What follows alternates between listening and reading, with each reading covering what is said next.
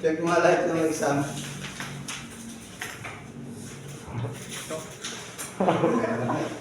So, yun.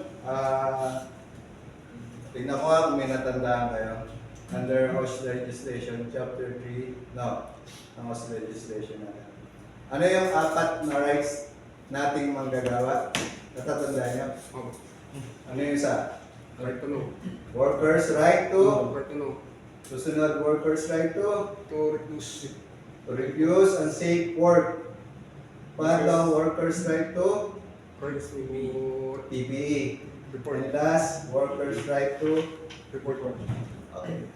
Okay. Workers' right to know. Workers' right to refuse unsafe work. Workers' right to report accident. And workers' right to PPE. So tandaan nyo lagi yan ha. Kasi baka mamaya may mag-audit, may magtanong sa inyo, nag-undergo ba kayo ng mandatory hours? 8 hours? So sabihin nyo, yes sir. O ano yung mga rights nyo? Wala na. Wala na kayo matandaan, no? Dapat yun, natatandaan nyo yan. Para pag tinatanong kayo, alam nyo. Okay? Napaka-importante po na.